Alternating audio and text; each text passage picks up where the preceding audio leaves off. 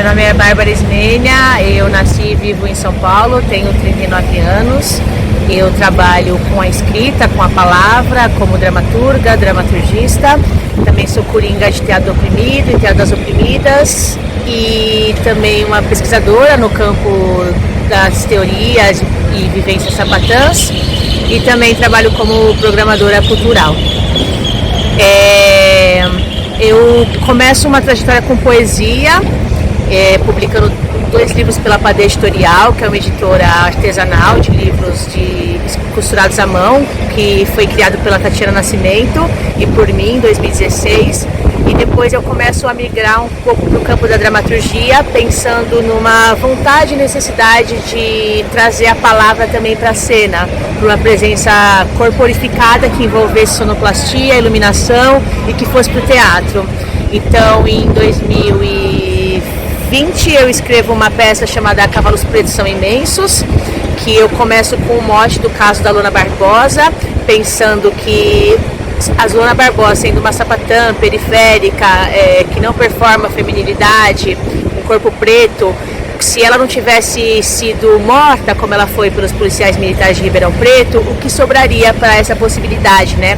E aí, refletindo, estudando e conversando, entendo que sobraria muito exclusivamente o cárcere, já que ela lutou pela sua sobrevivência ali com os policiais, né? Então talvez pudesse receber um processo de desacato à autoridade. Então, para esse corpo preto, sapatão, periférico, qual é a possibilidade, né? A morte e o cárcere. Então a gente trabalha um pouco nesse campo, nessa peça. É uma construção de se pensar o gênero dentro do cárcere, a partir de um recorte racial também, mas não exatamente na perspectiva da dor, como se tem e se quer que as narrativas negras, que as narrativas dissidentes tenham, né? Sempre com as personagens sofrendo, com as personagens em dor, mas também que fosse uma possibilidade, um vislumbre, como que encontra-se estratégias nesse cotidiano de encarceramento para poder sobreviver. Então, Cavalos Pretos São Imensos fala um pouco disso. E atualmente eu começo uma nova pesquisa dramatúrgica também, estudando mulheres que se relacionavam com mulheres. Em 1592, quando o Santo Ofício, porque o Brasil não teve Inquisição, ele teve o Tribunal de Santo Ofício, veio um tribunal para Salvador, na Bahia, e começaram a julgar os crimes. E os crimes principais daquela época eram judaísmo e sodomia. E nesse processo, 29 mulheres estão registradas como que tiveram relações com outras mulheres, que até então a denominação era sodomia.